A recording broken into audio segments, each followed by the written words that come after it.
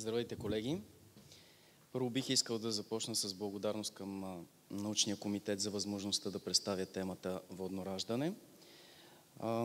Аз съм лекар по акушерство и гинекология, не съм педиатър, но се надявам да ме приемете топло. Първо ще засегнем някои термини, които са във връзка с представената тема. Раждащата жена влиза във ваната или басейна с топла вода по време на първия етап от раждането. Знаете, раждането има 3 етапа. Първият е етапа на изглаждането, разширението на маточната шийка, втория е изгонването на плода, третия е плацентарния период. Когато раждащата жена е само в първия етап на раждането, потопена в топлата вода, това е просто хидротерапия. Водно е раждането, когато самото раждане на плода в втория етап на раждането, изгонването на плода, се осъществи под вода и без значение дали плацентата се е родила в ваната за водно раждане или извън нея, това също е водно раждане. Терминът раждане на сушата, колкото и така смешно или смехотворно да звучи, се използва, за да може да се отграничат двете вида раждания. Раждания във водна среда и съответно нормалното раждане, което е познато на всички нас. Водното раждане е съобщено за първи път в медицинско списание от 1805 година и става по-популярно през 80-те-90-те години на 20 век. В нашата болница от 2019 година стартирахме водните раждания. И ако водното раждане в България е нещо, което е екзотично, в голяма част от света, особено на запад от нас, вече има и прозрачни вани за водно раждане. Какви са потенциалните ползи от водното раждане? Защо да го допуснем в нашата медицинска практика? Разбира се, защото има по-малко болка и по-голямо удовлетворение от страна на раждащата по време на нейното раждане. По-малко използване на лекарства за облегчаване на болката. Това може да е важно за жени, които искат или трябва да избягат епидурална аналгезия или наркотични лекарствени средства по време на раждането. По-малко използване на окситоцин и по-кратка продължителност на раждането. Знаете, че в България специално цезаризма е нещо, което е често срещано в практиката и все повече стават ражданията, които трябва да се случат, ако има възможност, разбира се, индикации, след цезарово сечение по нормален механизъм, където липсата на други методи за обезболяване, наличието на възможност за водно раждане е добра възможност. По-висок процент на нормално вагинално раждане, по-нисък процент на епизиотомиите при водни раждания, по-висок процент на интактен перинеум при водните раждания, по-нисък процент на тежки разкъсвания от 3-та и 4-та степен, по-нисък процент на случаите с следродилен кръвоизлив. Не е ясно дали раждането води до ползи за здравето на новородените, защото проучванията, които имаме, се усложняват от факта, че медицинските екипи изваждат от басейна родилките с изявен риск за плода. Така само по-ясните и леки раждания се случват във вода. Това е снимка от нашия архив. В нашата практика ние подкрепяме участието на втория родител в процеса на раждане. Плюсове и минуси на водното раждане за новородените. Ще сравним няколко показателя от различните проучвания. Първият е неонаталната смъртност. 4 проучвания в метаанализ на Ван дер Лан и са автори от 2017 година докладват за неонатална смъртност при водно раждане. Те не откриват статистическа разлика в шансовете за неонатална смърт при водно раждане и раждане на сушата. Въпреки това, 4 проучвания може да са твърде малко, за да се отчете разликата при толкова рядък риск. Има един смъртен случай в групата на водно раждане. Смята се, че се дължи на съществуваща маточна инфекция и не е свързан с раждането във вода. Бебето е родено от майка, която е била ХИВ позитивна и е била лекувана за тежки вагинални инфекции 2 седмици преди раждането. Веднага след раждането бебето е изглеждало здраво и се е кърмело добре. Около 3 часа след раждането болничният персонал забелязал, че бебето не диша. Опитите за съживяване на бебето били неуспешни. Майката е отказала аутопсия, но лекарите подозират, че смъртта най-вероятно се дължи на съществуваща маточна инфекция, а не на самото водно раждане. Тейлър и са автори от 2016 година при метаанализ отчитат 27 смъртни случая на новородени и във вода, и в суша в 10 проучвания, които включват 31 368 участници. Изследователите не съобщават точния брой на смъртните случаи на бебетата от водни раждания спрямо раждания на суша, тъй като изследванията са с толкова смесени качества и дизайн, че е невъзможно да се комбинират данните по смислен начин. Те обаче съобщават, че не са открили повишен риск от смърт на новородено с раждане във вода в сравнение с раждането на сушата. Проучването на Мана Стейт на предимно извънболнични раждания, каквито се практикуват в Съединените американски щати, също не открива доказателства за повишен риск от смърт на новороденото от водно раждане, въпреки че броя на смъртните случаи е твърде малък, за да се направи твърдо заключение. В нашата практика още една снимка от личният ни архив, който показваме, че първата прегръдка на бебето е с майка му.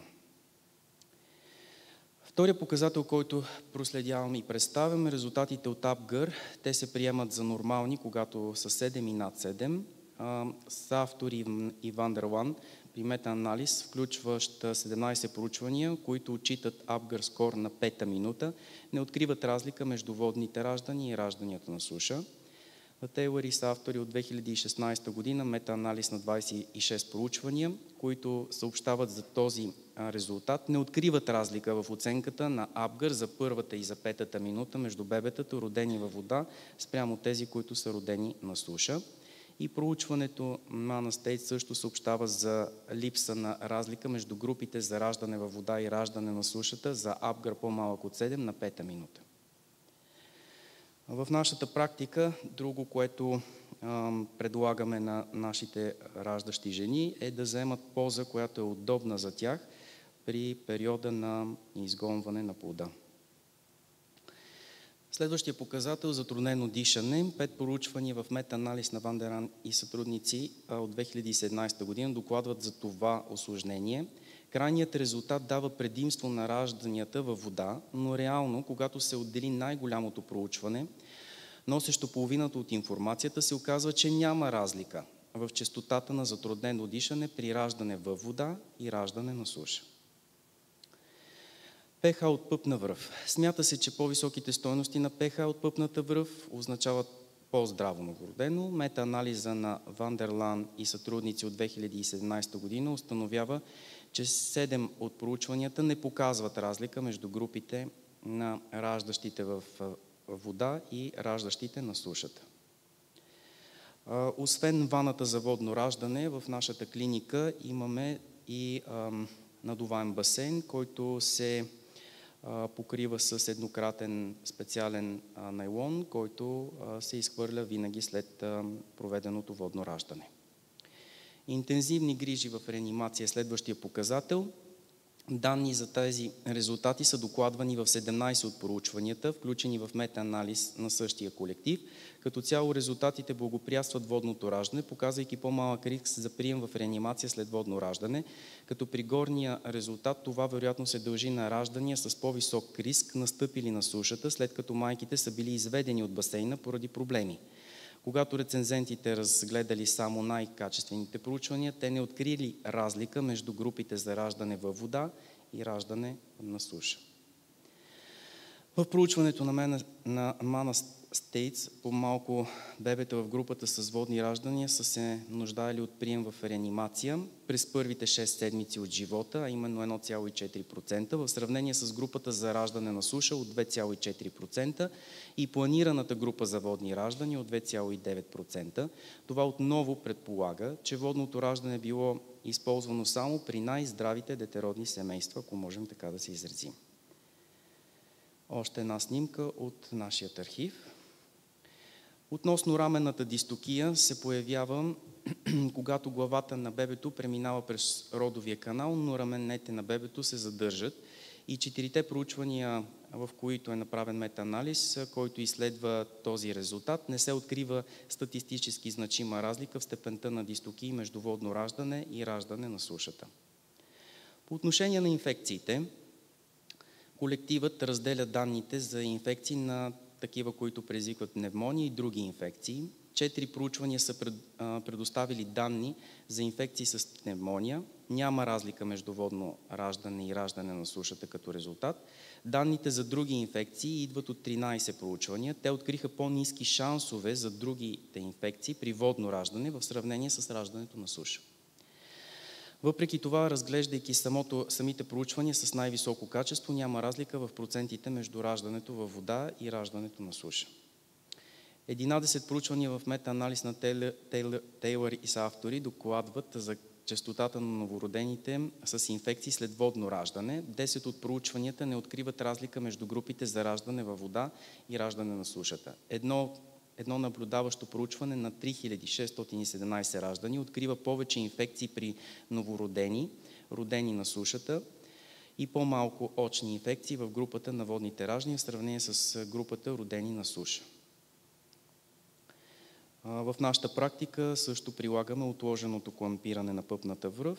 В случая сме дали възможност на бащата да пререже пъпната връв.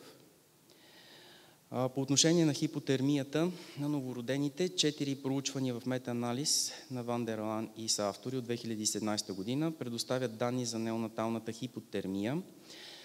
Резултатите благоприятстват водното раждане, показвайки намаляване на шансовете за хипотермия сред бебетата, родени във вода. Въпреки това, след като данните се ограничават само до проучванията с най-високо качество, няма статистически достоверна разлика между двете изследвани групи. По отношение на реанимация на новороденото, 6 проучвания с метаанализ предоставят данни за необходимостта от реанимация между раждането във вода и раждането на суша. Изследователите не откриха разлика в този резултат между двете групи, дори след като се ограничиха само до проучвания с най-високо качество. Още една снимка от нашия архив. Какво може да научим от тези проучвания? Повечето от авторите не призовават за забрана на водните раждания. Вместо това те дават препоръки за подобряване безопасността и информирано съгласие за възможните рискове от раждане във водна среда. Дават препоръки за проследяване на резултатите в болниците, които предлагат водно раждане. Дават препоръки за проследяване на процента на инфекции на майки и кърмачета и въвеждане на политики за предотвратяване на инфекции, като хигиенно поддръжка на ваните, дезинфекции и универсални предпазни мерки. Надявам се, че това клипче ще се включи. То ще е само минутка. Така, това представлява нашата зала за водни раждания. Максимално се опитваме да се доближиме до интимност и до спокойствие с приглушени светлини, за да осигуриме комфорт за семейството, максимално близък до домашния. Кратко обобщение. Въз основа на данните, с които разполагаме, водното раждане е разумен вариант за бремени с нисък риск по време на раждане, при условие, че разбират потенциалните ползи и рискове.